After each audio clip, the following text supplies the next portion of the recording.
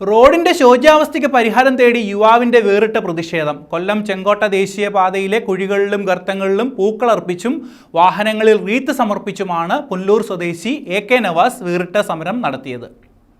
കൊല്ലം ചെങ്കോട്ട ദേശീയപാതയിലെ ശോചനീയാവസ്ഥയ്ക്കും അധികാരികളുടെ അവഗണനയ്ക്കുമെതിരെയാണ് AK നവാസ് വേറിട്ട ഒറ്റയാൾ പോരാട്ടത്തിനിറങ്ങിയത്.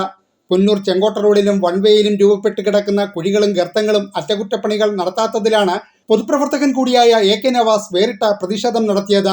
നാഷണൽ ഹൈവേയിലും വൺവേ റോഡിലും സ്ഥാപിച്ചിട്ടുള്ള അനധികൃത കമാനങ്ങളും ഫ്ലെക്സ് ബോർഡുകളും അടിയന്തരമായി നീക്കം ചെയ്യണമെന്നും വഴിയോരങ്ങളിൽ അപകടത്തിന് കാരണമാകുന്ന വൃക്ഷങ്ങൾ മുറിച്ചുമാറ്റണമെന്നും ഇക്കാര്യത്തിൽ അധികൃതർ അനാസ്ഥയാണ് കാട്ടുന്നതെന്നും നവാസ് ആരോപിച്ചു. ഇന്നിപ്പോൾ നടന്ന ഈ ഒരു സമരം ഇവിടുത്തെ ഒരു ഡ്രൈവർമാരുടെയും സാധാരണ കുടുംബത്തിലെ രണ്ടറ്റം കൂട്ടിമുട്ടിക്കാൻ പോകുന്ന സഹോദരിമാരുടെയും നമ്മുടെ കുടുംബത്തിന്റെ അന്നദാതാക്കളെല്ലാം തന്നെ ജീവൻ പൊലിയുന്ന ഒരു സ്ഥലമായി നമ്മുടെ കേരളത്തിലെ മിക്ക റോഡുകളും, അതായത് ഒരു കാരണവുമില്ലാതെ ആക്സിഡന്റിൽപ്പെട്ട് ഓരോ ജീവനും പൊലിയുകയാണ്. നമുക്കറിയാം, കേരളത്തിൽ നിന്നല്ല രാജ്യത്ത് തന്നെ ഇന്ന് ഏറ്റവും കൂടുതൽ അപകട മരണങ്ങളാണ് report ചെയ്യപ്പെട്ടിട്ടുള്ളത്.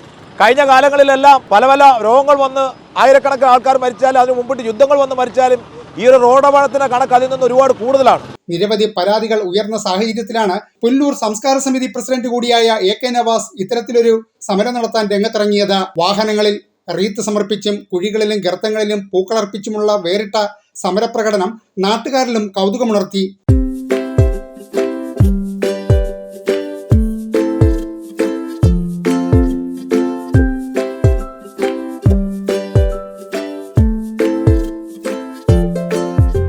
പൊതുപ്രവർത്തകരായ CB Vijayakumar, KK Babu, Babu Thomas, David Roshan Pathanapuram, AK Ahammed, Bijo Babu, Muhammad എന്നിവർ നവാസിന്റെ ഈ വേറിട്ട സമരത്തിന് ഐക്യദാർഢ്യം പ്രഖ്യാപിച്ച് ഒപ്പം കൂടി.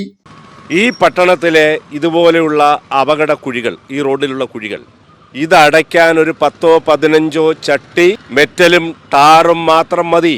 അതിന് വളരെ പരിമിതമായ ഒരു തുക മാത്രം മതി. പക്ഷേ അത് ചെയ്യാൻ അതെൻ്റെ ബാധ്യതയാണ്.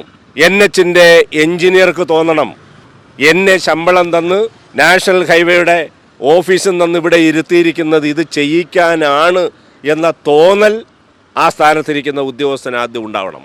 News bureau, Anchal.